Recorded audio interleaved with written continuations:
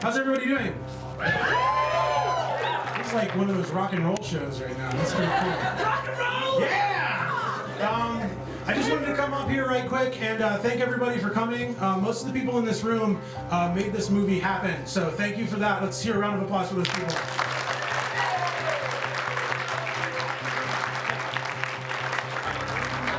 So I hope you guys like the movie, and without any more delay, Kidney Beans.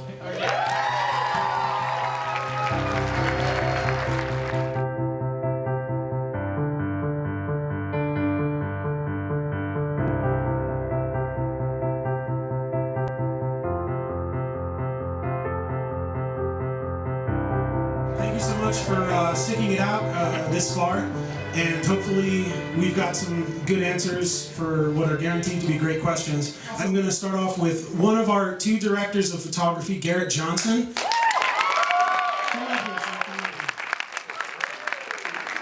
Next up we have our other director of photography, Eric Ronsky.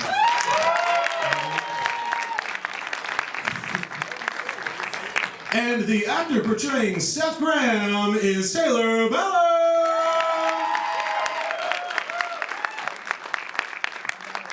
And Carter Kennedy was played by Joe Graves. Come on up here, Joe.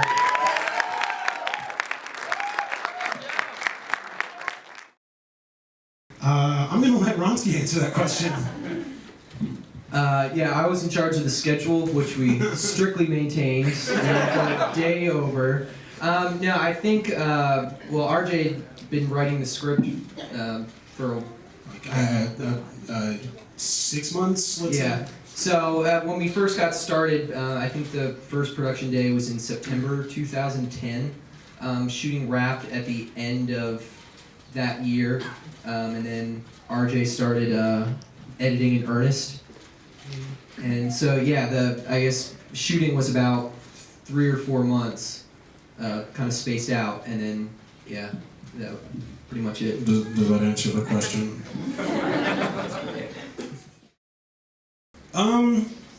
It's interesting. Both Seth and Carter were both kind of caricatures of how, at the time, I perceived my relationship with my older cousin Brian. In fact, I don't know, I feel weird analyzing myself, but if I can call up my cousin Brian, who's here right over there.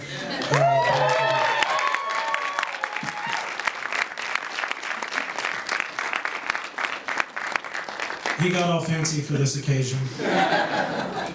Class things up a bit. So, did you hear the question? Yeah. It was how. Yeah, but you know me a little better than I do, I think. Wow, weird.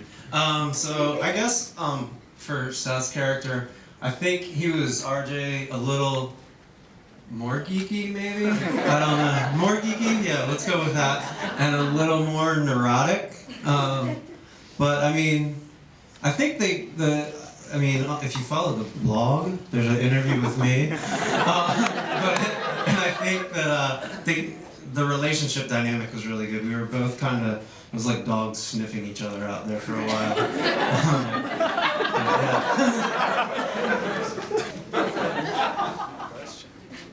No comment.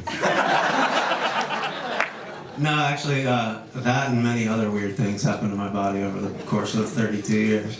So, yeah, it did. Yeah, Garrett, you take that. Yeah.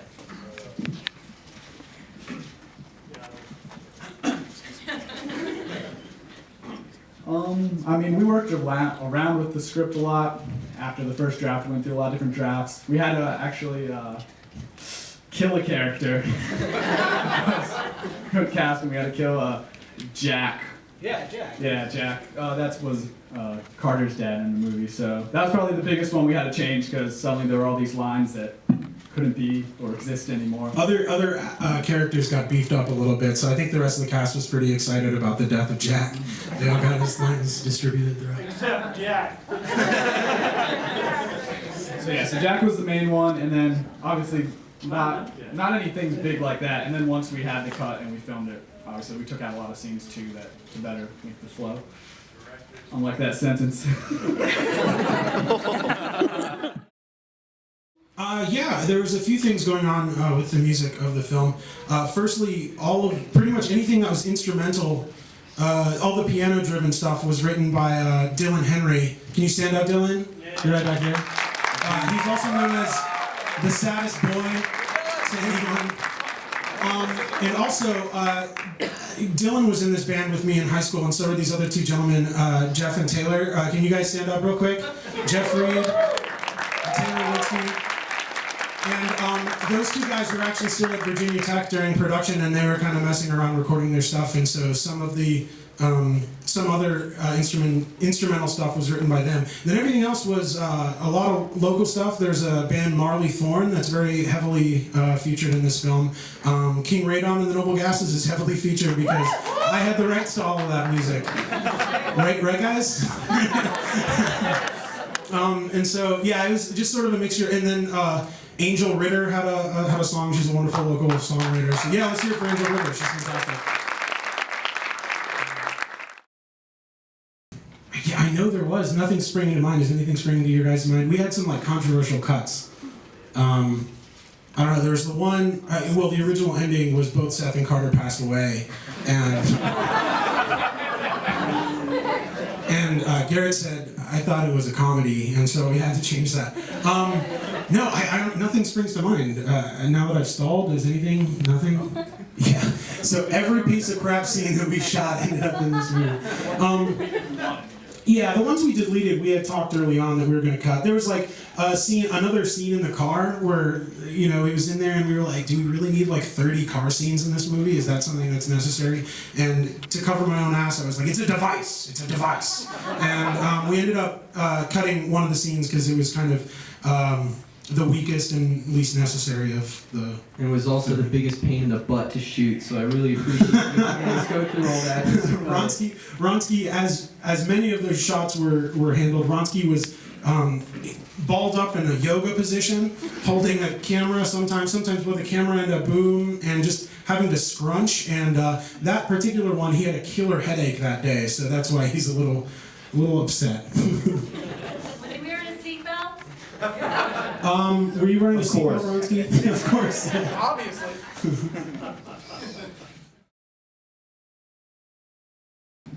I actually just met him right now. Hi, I'm Brian. Nice to meet you, man. Joe. Yeah, I think we emailed once. I think I emailed you something on the lines of "Don't F up my cousin Phil," and you didn't. Most of our correspondence was just kind of taking little jibes at RJ. I believe RJ said to, forgive me if I'm misquoting, but I believe RJ said to my friend Alex Raffala, that was, the monologue I did was absolutely nothing like Seth, but he liked it. It was fantastic. It was, what was it? Was it from The Shining? Yeah, it was a Jack Nicholson monologue from The Shining. And he killed it. And we were just like, okay, that's not how Seth acts, but that's how Seth would audition for a movie. And we really liked that. So. When we had auditions, we had very few guys come in that were like in the Carter age range, and the guys that did come in the Carter age range just didn't feel right. Brian is a really specific type of person, and although the script is really loosely based on both of us and the events, Carter was very much inspired by Brian and how I perceived Brian, especially at the time of the transplant. And well, we went through auditions and didn't have anybody show up for the part.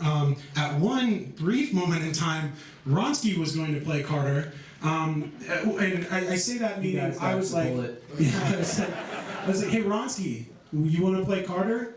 And he goes, no. And that was pretty much how that went down. And so, anyways, I had known Joe. We actually acted in an attempt at a feature-length film that's still being worked on. And I had known him from then, and I'm pretty sure my friend Levi, Levi's over there, was like, what about Joe Graves? And it was like just something blew up, and I called Joe, and his answer was along the lines of like, yeah, why not? I got nothing going on.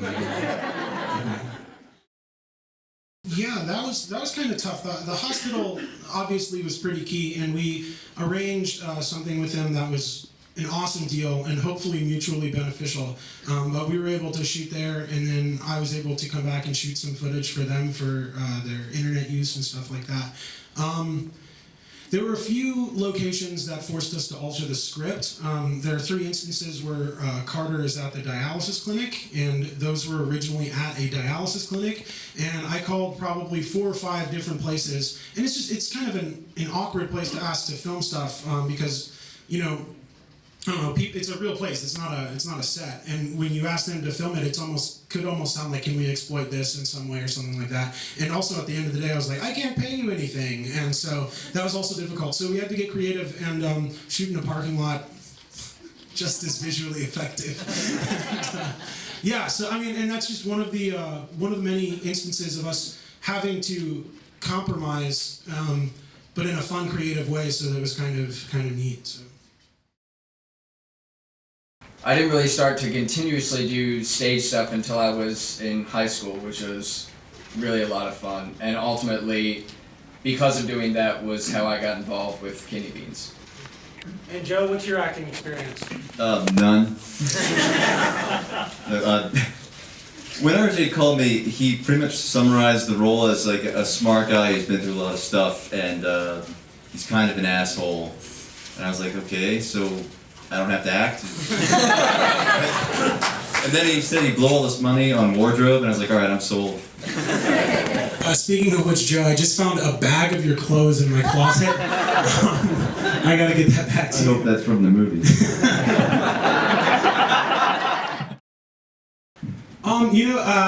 For those of you who don't know, SSB Films is Garrett and Ronsky's brainchild. They do comedic shorts almost every week unless they have a premiere to worry about. And they post them online, ssbfilms.com. Some of it not safe for work, some of it not safe anywhere. But yeah, so those guys already had their thing, so I wanted the name on there. Minimalist Productions is pretty arbitrary. It's something I came up with as a pretentious college student, and decided to keep that pretension going. Yeah, the new DSLRs are just amazing, and that they are at the price range now where you can shoot full 1080p, 24 frames, get that cinematic look for under $800, and we were really lucky. It was just right place, right time, because I had just gotten the camera pretty much after my trip back, and Then we became really close friends when you got that camera. it was weird. Leave me alone. But so yeah, I mean, now's a great time. If I had that back 7 years ago, like I'm an old man, but it would have been amazing to have. And just the workflow is just a lot better. You don't have all the tape. You just have to make sure you back up correctly. But just having interchangeable lenses and just getting that depth of field and just look that you can't get with stuff 3 times as much, or like the SMAD cameras, anyone who went to JMU, like it's nice to shoot on. Obviously, if we had a lot more money, we could shoot on the higher tech stuff, but for our under $1,000 budget, it was perfect for us, and we were able to achieve a look, I think. It looked really good. We're going to be here for hours. Let's start with Brian. Brian, what's the most difficult part about production? Nothing about production. I did get a little teary-eyed tonight watching it though. So, and I think I can speak for my parents. I know I looked over a couple times for that. So it wasn't like a bad difficult. It was just like a, wow, that's pretty spot on difficult for tonight. So. I guess the jokes are over.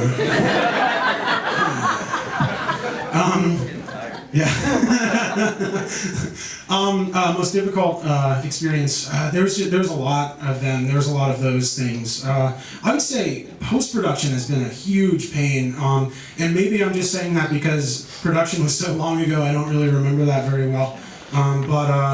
Yeah, we had a lot of trouble with exporting and color correction and lighting problems and a lot of audio problems. Eric Messick couldn't be here tonight, but he was the audio guru for this and saved our life. And Levi Magyar did audio work for us too. Let's give them a round of applause, because honestly, it was looking for a while that this movie was going to be unwatchable for a really long while, and so they kind of saved us from that. So yeah, post-production. Definitely, the most difficulty was actually getting used to the camera. Really, that and showing up on time for rehearsal. That was You really guys awesome. remember? Yeah, that was difficult for Remember you. that time? Yeah, that was a bad time. Yeah, I think that was pretty much it. I'd say just the production schedule in general, because we were all working semi-regular jobs, like during the day, and then every evening we'd come and shoot, and then just we had 30 plus days of shooting, and many times just a week in a row, if not more, with a single break, and trying to get locations locked down. And it was a very stressful time, but it's definitely worth it. Honestly, I just kind of had to show up and do my thing. There wasn't a lot that was hard for me because these guys did their jobs so well. Yeah. The most difficult part for me was Joe. He just seemed so lackluster. Yeah, it's always kind of reinvigorating to see something you've been working on for so long with an audience and hear laughter and be like, oh yeah, one time that was a joke. Remember when that was a joke? That part was a joke. And so yeah, you guys were awesome. And yeah, there will probably be some tweaks. It was also different just hearing it in a theater and seeing it in a theater, and certain blemishes stood out a little more than before. And we didn't bring our notepads today, and I think we're all kicking ourselves about it. But yeah, tweaks will be made. I'm going to send that question to Garrett and Ronsky, I think.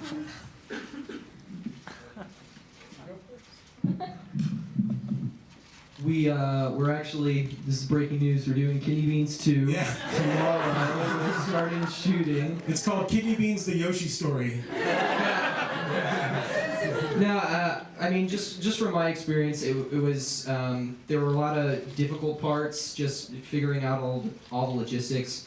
But it was, in the end, it was really, really rewarding being able to work with some people every day on set, and then also coming in contact with people that just really genuinely wanted to help on the film. And it was really awesome thinking of all the people that really had, you know, little or no connection to the people involved, but still wanted to make a good local film. So that was something that meant a lot to me.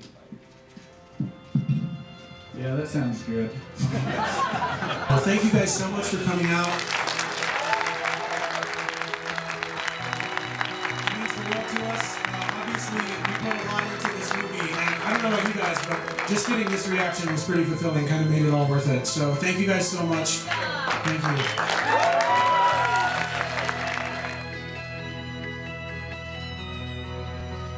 Brian wants you to remember that there's a donation box right there. Half the proceeds go to Brian. He just, at the end of the day, he just dips his hand in there and goes,